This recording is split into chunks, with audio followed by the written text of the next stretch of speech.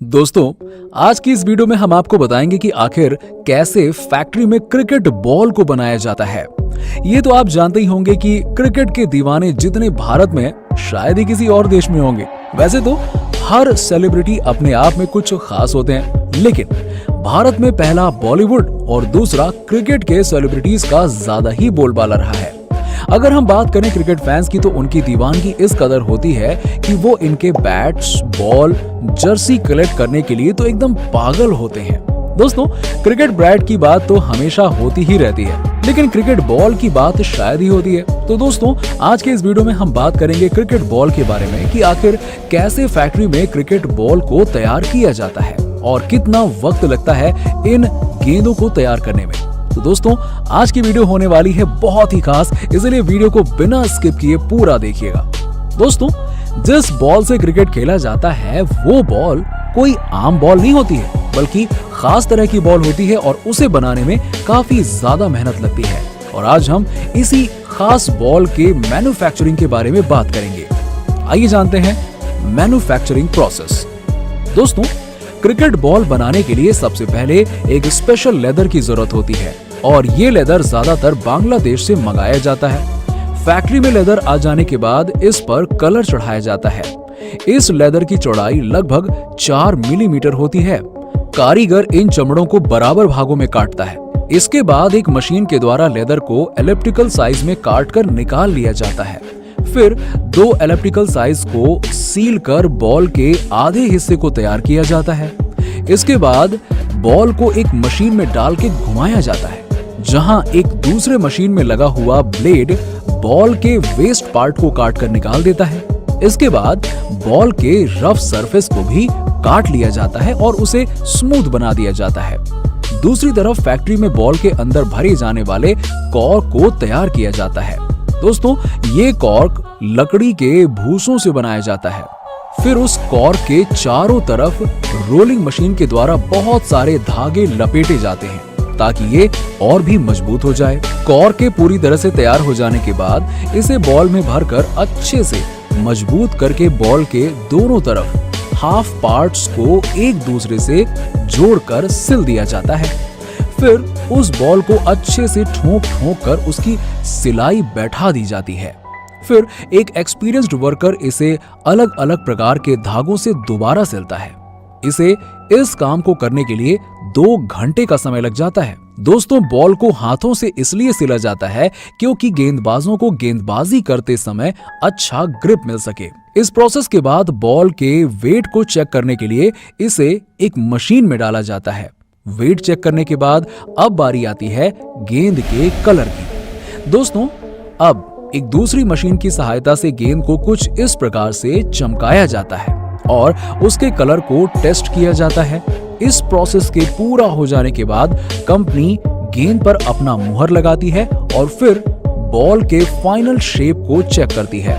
और अब बचती है बॉल सबसे फाइनल प्रोसेस के लिए। इस प्रोसेस में बॉल को एक स्पेशल ऑयल से उसके कलर को निखारा जाता है। इस पूरे प्रोसेस के माध्यम से बॉल बनकर तैयार हो जाती है। दोस्तों, आज के समय में बात करें तो क्रिकेट में यानी कि इंटरनेशनल क्रिकेट में 3 रंगों की गेंदों से खेला जाता है। एक सफेद, दूसरी लाल और तीसरी पिंक रंग की होती है। वनडे मैचों में सफेद रंग की बॉल का इस्तेमाल होता है, जबकि टेस्ट मैच में लाल रंग की गेंद का इस्तेमाल होता है। लेकिन दोस्तों, क्या आप जानते हैं कि आखिर ऐसा क्यों होता है? क्यों अलग अलग तरह के मैच अलग अलग रंगों के गेंदों से खेले जाते हैं? आइए हम बताते हैं आपको इस अनोखे सवाल के अनोखे जवाब के बारे में। तो दोस्तों, पारंपरिक क्रिकेट यानी कि जब क्रिकेट की शुरुआत हुई थी तब से खिलाड़ी लाल रंग की गेंद का इस्तेमाल करते आ रहे थे। बाद में डे नाइट मैच होने लगे और फ्लड लाइट में लाल गेंद को देखने में खिलाड़ियों को परेशानी होने लगी। ऐसे में वनडे और T20 क्रिकेट में सफेद गेंद का इस्तेमाल शुरू हो गया। लाल रंग की गेंद टेस्ट क्रिकेट में क्यों? दोस्तों, टेस्ट और प्रथम श्रेणी के क्रिकेट पहले दिन में हुआ करते थे। ऐसे में दिन में सफेद बॉल को देखने में खिलाड़ियों को दिक्कत होती थी, वहीं लाल बॉल आसानी से विजिबल था।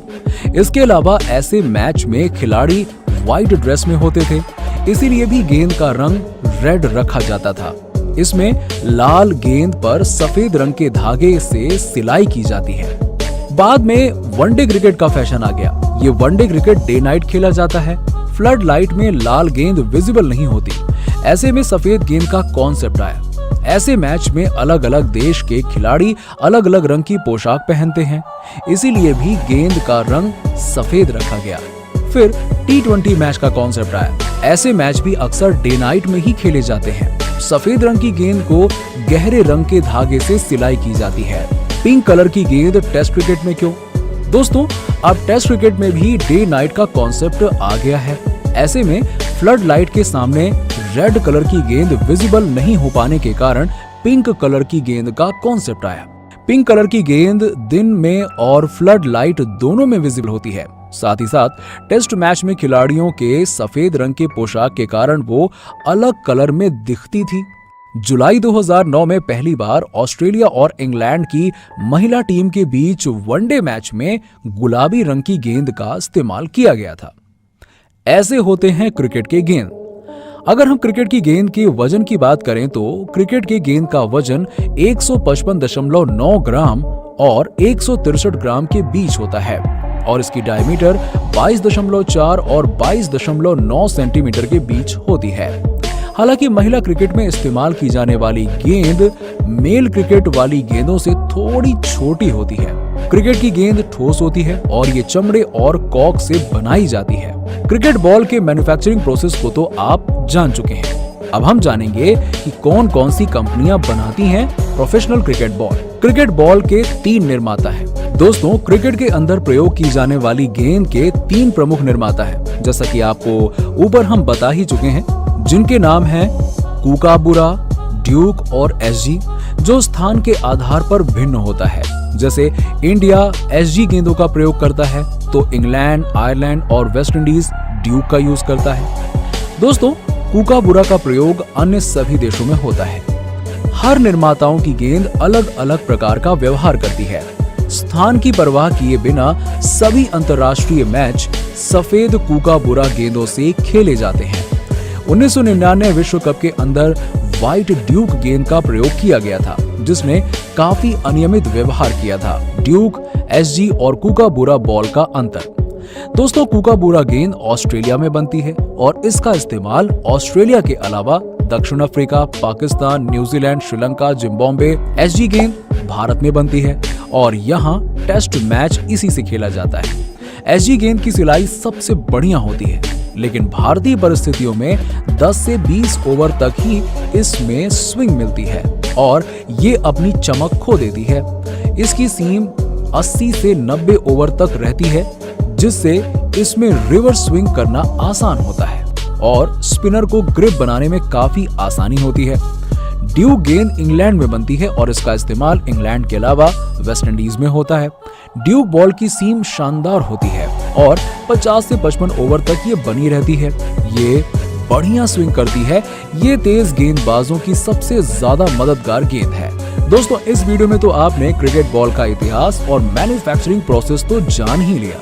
अब आप जानते हैं कि क्रिकेट बॉल कैसे घातक हो सकती है किसी खिलाड़ी के लिए और कितने खिलाड़ी इसका शिकार हुए हैं। क्रिकेट गेंद से हो सकती है मौत। क्रिकेट गेंद का वार काफी घातक होता है। इसके वार से कई बार खिलाड़ी मर भी जाते हैं, जबकि कुछ बहुत अधिक घायल भी हो जाते हैं। फेडरिक, प्रिंस ऑफ वेल्स 1707 से 1751 में क्रिकेट की गेंद से चोट लगने के बाद मर गए थे। ग्लैमर गन खिलाड़ी रोजर डेविस 1971 में सिर पर लगी गंभीर चोट की वजह से मारे गए थे। भारतीय बल्लेबाज नरीमन नारी ठेकेदार को 1962 में वेस्ट इंडीज में खेलते हुए सर पर चोट लगी थी। इस वजह से संन्यास लेना पड़ा था। 1998 में भारतीय क्रिकेटर रमन लांबा की मौत गेंद सर पर लगने से हो गई थी। वो बिना हेलमेट के क्रिकेट कीपर के साइड में फील्डिंग कर रहे थे। क्रिकेट एम्पायर एल्क्विन जेंकिंग की वेल्स में एक फील्डर द्वारा फेंकी गई गेंद से सर पर चोट लगने से मौत हो गई। 27 अक्टूबर 2013 को दक्षिण अफ्रीका के क्रिकेटर डैरेन रॉन्डल जब बल्लेबाजी कर रहे थे तो एक गेंद उनके सर पर लगी और जिसकी वजह से वो तुरंत ही नीचे गिर गया। उसे अस्पताल ले जाया गया, लेकिन तब तक बहुत देर हो चुकी थी। तो दोस्तों, कैसी लगी आपको हमारी ये वीडियो नीचे कमेंट सेक्शन में कमेंट करके जरूर बताइएगा। और अगर आपको वीडियो पसंद आई हो तो वीडियो को लाइक करें, शेयर करें और साथ ही हमारे चैनल को सब्सक्राइब कर लें।